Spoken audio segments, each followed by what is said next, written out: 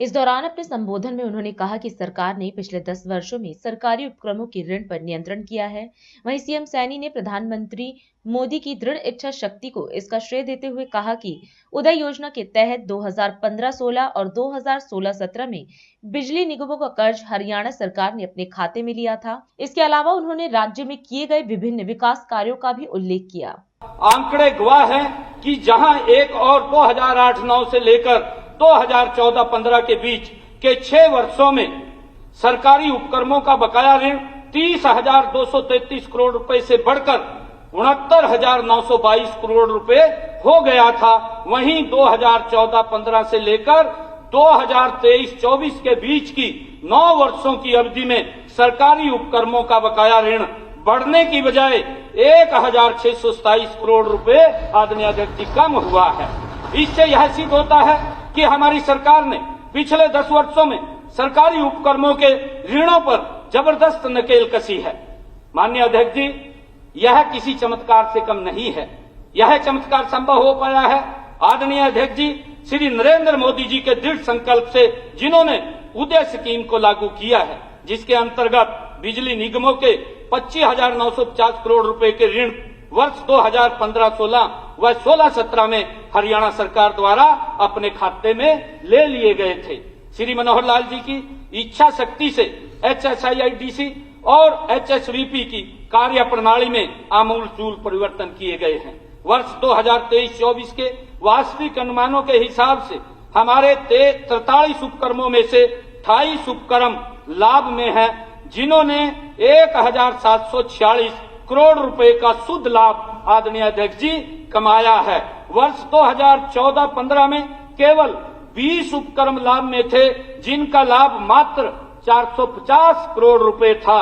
इसी सच्चाई के चलते मेरा सभी से अनुरोध है कि जब भी कोई नेता जनता को हरियाणा सरकार द्वारा लिए गए ऋण के बारे में बताए तो यह जरूर स्पष्ट करे कि जब वे सत्ता में थे तो सरकार का ऋण GDP का कितने प्रतिशत था और सरकारी उपक्रमों का ऋण कितना था।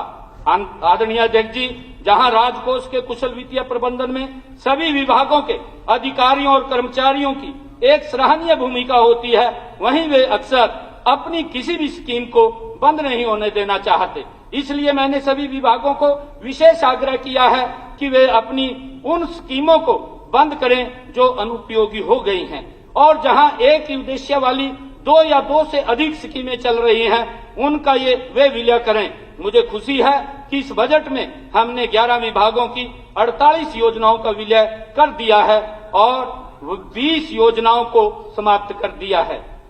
आदरणीय अध्यक्ष जी, हरियाणा की अर्थव्यवस्था और राजकोष के स्वास्थ्य पर इस दृष्टिपात के बाद अब वर्ष 2025-26 के हरियाणा बजट प्रस्तुतिकरण के ठीक पहले मैं हृदय की गहराइयों से इस महान सदन के सभी सदस्यों का आभार प्रकट करना चाहता हूं। आप सभी ने 3 और 4 मार्च को रेड बिशप पंचकुला में मुझे इस बजट के लिए अनेक बहुमूल्य सुझाव दिए। आपको याद होगा कि मैंने पूरी तल्लीनता से आपके सभी सुझाव सुने थे और उन्हें नोट भी किया था। इस बजट को बनाने में हम सब ने मिलकर प्रयास किया है। मेरा मानना है कि इसलिए यह बजट तेजस्वी बन पाया है।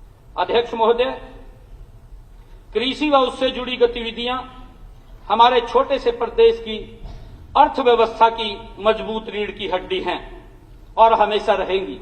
हर किसान की लागत कम करना, उसकी फसलों की पैदावार को हर वर्ष बढ़ाते रहना, हर फसल को MSP पर खरीद की गारंटी देना, उसके खेत की मिट्टी की सेहत अच्छी रखना, उसके पानी की हर बूंद से अधिक उपज लेना, उसे अच्छे बीज, खाद और कीटनाशक उपलब्ध करवाना, उसकी रासायनिक खाद पर निर्भरता कम करना, प्राकृतिक और जैविक खेती को बढ़ावा देना और उसकी आय को लगातार बढ़ाते रहना हमारी सरकार की पिछले 10 वर्षों की तरह इस वर्ष भी परम प्राथमिकताएं रहेंगी।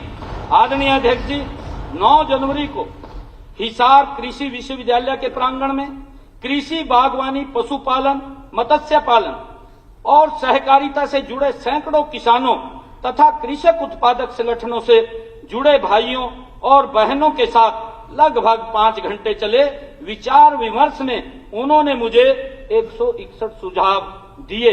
मुझे खुशी है कि हर वक्ता ने मेरी फसल मेरा ब्यौरा पोर्टल, ई खरीद पोर्टल, मेरा पानी मेरी विरासत, भावांतर भरपाई, फसल अवशेष प्रबंधन, प्रोत्साहन और प्राकृतिक खेती जैसी हमारी अनेक योजनाओं की भूरी भूरी प्रशंसा की तथा इन सभी नवाचारों को आगे बढ़ाने का आग्रह भी किया है।